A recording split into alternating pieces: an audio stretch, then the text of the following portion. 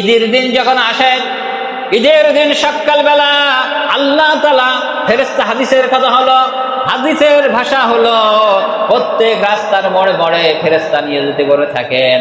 ওই ফেরেশতারা তাড়াতাড়ি করে যখন মুসল্লিরা ঈদগাহের দিকে যায় তাদের বলতে থাকেন, ও আল্লাহর বান্দা, তোমরা যে একটা মাস রোজা রেখেছো, তোমরা একটা মাস তারাবি পড়েছো, যাও যাও যাও, তোমরা তাড়াতাড়ি করে ঈদগাহের ময়দানে যাও, আল্লাহ রাব্বুল আলামিন তোমাদের পুরস্কারের ব্যবস্থা করে রেখেছেন, আল্লাহ তাআলা তোমাদেরকে পুরস্কার দিবেন, তোমরা তাড়াতাড়ি করে যাও। আহলান সাহলান দিতে থাকে, জোরে কোন সুবহানাল্লাহ। আমরা এগুলো কোনদিন চিন্তা করি? দেখেন, যদি মনে করেন তাহলে আপনার চোখে অটোমেটিক পানি চলে আসবে যে ঈদের দিন আল্লাহ তাআলা মোড়ে, রাস্তায়, ঘাটে সব জায়গায় ফেরেশতা দিয়ে থাকেন। তারা বলতে থাকেন, ফেরেশতারা বলতে থাকেন, ও আল্লাহর বান্দা, তুমি যে একটা মাস রোজা রেখেছো, একটা মাস তারাবি করেছো, তুমি তাড়াতাড়ি যাও, ঈদগাহের ময়দানে চলে যাও, আল্লাহ তাআলা তোমার জন্য পুরস্কারের ব্যবস্থা রেখে দিয়েছেন। আমার ভাই, আমার বন্ধুগণ, ওই বান্দা যখন চলে আসে ঈদগাহর ময়দানে, আসার পরে আল্লাহ রাব্বুল আলামিন ফেরেশতাদেরকে বলতে থাকেন, আমার ফেরেশতারা, ওই বান্দারা আজকের ঈদগাহর ময়দানে দেখো হাজির হয়েছে, ওই বান্দারা হাজির হয়েছে, ঈদগাহর ময়দানে উপস্থিত হয়েছে।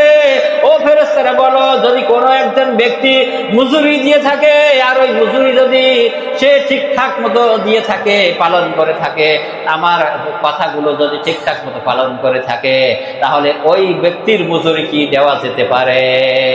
একজন শ্রম দিয়েছেন, ওই শ্রম দেওয়ার কারণে যদি সঠিকভাবে শ্রম দিয়ে থাকে, তাহলে তার পারিশ্রমিকটা কি দেওয়া যাইতে পারে? ফেরেশতাদেরকে আল্লাহ পাক গর্ব করতে থাকেন। ফেরেশতারা যখন বলেন, আল্লাহ তাআলা, যদি কোনো শ্রমিক ঠিকঠাক মতো তার কার্যক্রম সম্পূর্ণ করে থাকে আর মালিকের মন সন্তুষ্ট করে থাকে, তাহলে তার পারিশ্রমিক সম্পূর্ণ পরিপূর্ণ দেওয়া উচিত। আল্লাহ তাআলা ফেরেশতাদেরকে বলতে যখন, আমার ফেরেশতারা, এই বান্দারা, এই বান্দাগুলো আমার হুকুম মেনে একটা মাস রোজা রেখেছে, না খেয়েছিল, তারাবি পড়েছে, কোরআন তেলাওয়াত করেছে, আমার ভয়তে তারা মাহে রমজানুল মুবারক মাসে একটা মাস রোজা রেখেছে, আজকের আমি বান্দাকে ঘোষণা দিয়ে দিলাম, তাকে মাফ করে, নিষ্পাপ করে ওই ব্যক্তিকে বাড়ি ফিরিয়ে দিলাম। সুবহানাল্লাহ। আল্লাহ তাআলা বলেন, শুধু তাই না, তার মাফ করে দিলাম না, মাফ করে দেওয়ার পরে ওই যে খালি জায়গাটা থাকলো, গুনাহ করেছে, গুনাহ করার পরে তাকে মাফ করে দেওয়ার পরে যে ফাঁকা জায়গাটা থাকে, ওই ফাঁকা জায়গাটা আমি নেকি দ্বারা পূর্ণ করে দিলাম। সুবহানাল্লাহ। আর জোরে বলেন সুবহানাল্লাহ। এই এই এই এই পুরস্কার, এই সব নিতে রাজি আছেন তো? কারা কারা পাইবে? কারা পাবে? রোজাদার ব্যক্তিরা। কিন্তু যে রোজা রাখে নাই, সে যদি বলে যে ভাই, অফিস আদালতে সবাই তো দিচ্ছে, বোনাস দিচ্ছে, তা আমার দেবেন না? হ্যাঁ, এই সারাদের তো বোনাস দিচ্ছে, দেয় না? তারা সরকারি কর্মকর্তা যারা আছে, চাকরি করেছেন, বোনাস দেয় না? বোনাস দিচ্ছে। আর ওই যে দেখা দেখে সারের অনুযায়ী যদি আমরা চাই বলি যে সারের তো বোনাস দিচ্ছে, তা আমার দেবেন না? কি ওই যে আমাদের যে এসআই ভাই আছে, যে তার বোনাস দিচ্ছে, আমরা চাই যে বলি আমারও বোনাস দেন, কি করবে? লাঠি দিয়ে তারা দেবে না? কারণ বোনাস তুমি কি করো, ঢুকতে দেবে? বোনাস দেবে না। কিন্তু রোজার আপনি আমি এইরকম একটা রোজার মাস গেল, আপনি রাখতে পারলেন না, যদি কোনো ওজর ছাড়া, অসুস্থ ছাড়া, সফরে ছাড়া, যেগুলো শরীয়ত বিধিবিধান সেইগুলো ছাড়া ইচ্ছা করে যদি কোন ব্যক্তি রোজাকে কাজা করে, ওই ব্যক্তি ঈদগাহে গেলে খুব সন্তুষ্ট হবে আল্লাহ পাক, নাকি? হ্যাঁ, সন্তুষ্ট হবে। আমার বন্ধুগণ, এই ব্যক্তিরা দেখবেন আগে খুব দামি স্বামী পাঞ্জাবি করে, পায়জামা করে, এরপরে ফাইন একটা টুপি মাথায় দিয়ে সেন্টেন লাগিয়ে যায় না, একটা ঘাড়াই করে নিয়ে আগে যেই ইমাম সাহেবের আগে যাই একদম ফার্স্ট কাতারে যায়। যারা রোজাদার ব্যক্তি তারা সামনের দিকে আর চান্স পায় না ওদের জ্বালায়, নাকি? আছে না? এরকম অনেক জায়গায় আছে, আপনাদের এখানে ভালো ইনশাআল্লাহ। আমার ভাইরা, আমার বন্ধুগণ, তাই যে কথা বলছিলাম, তাহলে মাহে রমজানুল মুবারক মাস আল্লাহ তাআলা দিয়েছেন বান্দা গুনাহ মাফের জন্য। এই জন্য যদি গুনাহ মাফ না করাইতে পারে, তা আমার বন্ধুগণ, রমজান মাস বিদায় হতে চলেছে, আর মাত্র 5-6 ঘন্টা রয়েছে, এরপরে কিন্তু রমজান মাস বিদায় হয়ে যাবে।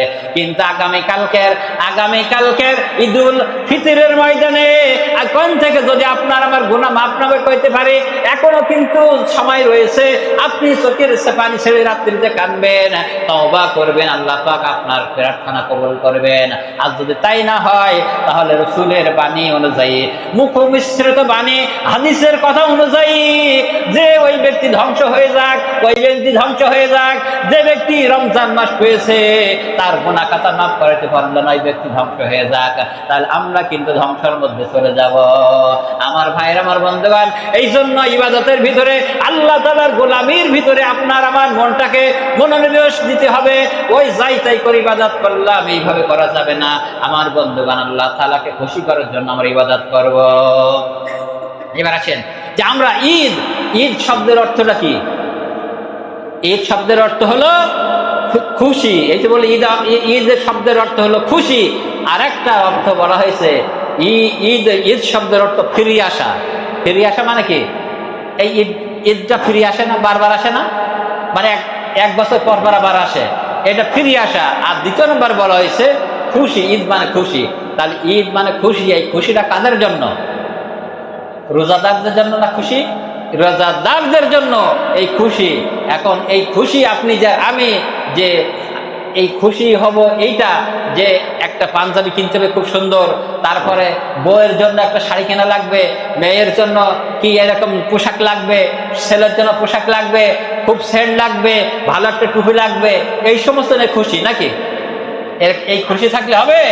খুশি তো তারা, আমার বন্ধুগণ, একটা উদাহরণ দিলে বুঝবেন যে আমার যদি মনে করেন যে এলাকার ভিতরে এই যে ছেলেপেলেরা পরীক্ষা দেয় না, পরীক্ষা দেয় কিনা? পরীক্ষা দেয়। নতুবা মনে করেন যে আপনি একটা চাকরি করেছেন, নতুবা আর একটা উদাহরণ দেই যে অনেকের এখানে জমি জায়গা আছে না নাই? আছে, জমি জায়গা আছে না? প্রত্যেকের জমি জায়গা আছে। তো মনে করেন যে আপনার একটা জমি নিয়ে গ্যাঞ্জাম চলতেছে, একজনের সঙ্গে মামলা মোকদ্দমা চলতেছে। এখন ওই জমিটার মূল্য মনে করেন 50 কোটি টাকা। এখন ওই 50 কোটি টাকার মোকদ্দমা চালাইতে 1 বছর লেগেছে। 1 বছর লাগার পরে যখন আপনার পক্ষে রায়টা এসে যায়, ওই ব্যক্তি খুশি হয় নাকি? খুব খুশি হয় না অল্প খুশি হয়? খুব খুশি হয় না? তার মানে 50 কোটি টাকার জমি, 50 কোটি টাকার জমি সে পেয়ে গেছে, তাহলে সে খুশি হয় না? কিন্তু অন্য লোক কি খুশি হয়? অন্য লোক খুশি হয় না, যে পেয়েছে সেই তো খুশি হয়। আজকের ঈদের ময়দানে আপনার যতই সুন্দর পাঞ্জাবি থাকুক না কেন, আমার থাকুক না কেন, যত সুন্দর টুপি থাকুক না কেন, ভালো দামি সেন্ট থাকুক না কেন, এতে খুশি কেউ হবে না। খুশি ওই ব্যক্তি হবে যে রায়টা যার পক্ষে এসেছে। রায়টা বলতে কি? যে এই রমজান মাসে যে ক্ষমা পেয়েছেন যে ব্যক্তি, খুশি পেয়েছে সেই ব্যক্তি। আর যদি ওই মানে রমজানে রোজা রাখলাম না, গুনাহ মাফ করাইতে পারলাম না, ওই খুশির কোনো মূল্য হবে না। এই জন্য আমাদেরকে কি করতে হবে? আল্লাহ রাব্বুল আলামিন যে এখনো আমাদের কিন্তু ঈদুল ফিতরের ময়দানে আমাদের গুনাহ মাফের ওই সময় আসতেছে। আমার ভাইরা, যে কথা বলছিলাম গত জুমায়, হযরতে ওমর ফারুক রাদিয়াল্লাহু তাআলা আনহু এইরকম ঈদের দিন তিনি মসজিদে, তিনি ঘরে কান্না কাটা আরম্ভ করে দিয়েছেন। সাহাবায়ে কিরাম রিদওয়ানু মিনাল্লাহি তাআলা আলাইহিম আজমাইন ওমর ফারুককে খুঁজতে লাগলো যে ওমর ফারুক কোথায় গেছে। আমার ভাইরা, আমার বন্ধুগণ, গত জুমায় বলছিলাম, তারপরেও আরেকটু স্মরণ করে দিতে চাই। ওমর ফারুক রাদিয়াল্লাহু তাআলা আনহু খুঁজতেছেন, খুঁজে খুঁজে কোথাও পেল না। বাড়িতে আসার পরে ঘরের ভিতরে দেখলো ওমর ফারুক রাদিয়াল্লাহু তাআলা আনহু তিনি সিজদায় পড়ে আল্লাহর কাছে কান্না কাটা করছেন। সাহাবায়ে কিরামরা যে বলছেন, আমিরুল মুমিনিন, খলিফাতুল মুসলিমিন, আজকের হলো ঈদের দিন, সবাই আনন্দ করতেছে, আর আপনি কেন ঘরের ভিতরে কান্না কাটা করতেছেন? আমার ভাই, আমার বন্ধুগণ, ওই আমিরুল মুমিনিন, খলিফাতুল মুসলিমিন তিনি বলল, গো সাহাবেরা, তোমরা জানো না ঈদ তো তাদের জন্য, খুশি তো তাদের জন্য, আনন্দ করুক তারাই। যে ব্যক্তি জানতে পেরেছে তার গুনাহ মাফ হয়েছে, ওই ব্যক্তি আনন্দ করুক। কিন্তু আমি তো জানলাম না আমার জীবনের গুনাহ খাতা মাফ হয়েছে কিনা, অতএব আমি না জানা পর্যন্ত আমি আল্লাহ তাআলার কাছে আমাকে ক্ষমা চাইতেই হবে। তাহলে ওমর ফারুক তিনি কি জান্নাত চাবি না? তাহলে তারা এইভাবে গুনাহ তো নাই, তারপরেও তার কান্নাকাটা করেছে, আর আমাদের তাহলে তার চেয়ে কি কত রকম কান্না দরকার। কিন্তু তাদের চোখে পানি ছিল আর আমাদের চোখে পানি নেই। কানতে গেলে মনে হয় লোক ভাড়া করে আনতে হয়, এরকম একটা হয় না? কান্নাকাটা করতে গেলে লোক ভাড়ায়, ওই যে মানে আগের জামানায় কান্নাকাটা করতে গেলে ওই যে কেউ যদি মারা যাইতো, মানে আপনার জাহিলিয়া যুগের সময় কান্নাকাটা করতে গেলে তখন ওই নিজেরা কানতো না, লোক ভাড়া করে এনে কান্দাতো। আবার ওরা যখন মারা যায় এদের কান্না করতে নিজেকে ভাড়া করার জন্য। এইরকম অবস্থা আমাদের। ভাইরা আমার, বন্ধুগণ, সময় হয়ে যাচ্ছে। এরপরে আসেন ঈদুল ফিতরের ময়দানে যাব। তার কয়েকটা সুন্নত রয়েছে।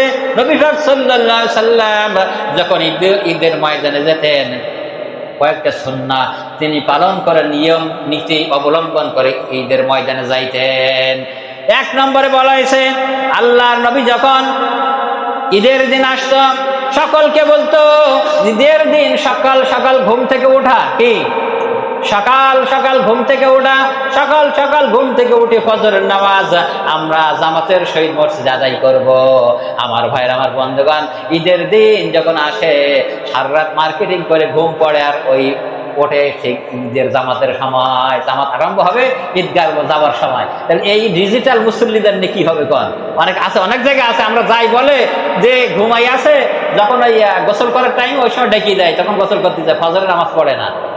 আমার বন্ধুগণ, এই জন্য ঈদের ময়দানে যখন যাব, ওই দিন ঈদের ময়দান যখন আসবে ফজরের আযানের আগে আমরা উঠব আর ফজরের নামাজ জামাত সহকারে আদায় করব। আমার বন্ধুগণ, এরপরে ঈদের ময়দানে যাওয়ার আগে সুন্দর করে আমরা গোসল করব। কি করব? সুন্দর করে গোসল করব, পরিপাটি হয়ে আমরা ঈদগাহ ময়দানে যাব। 3 নম্বরে বলা হয়েছে শরীয়ত সম্মত একটু নিজেকে সাজুগুজু করব। কি মোতাবেক? শরিয়া মোতাবেক।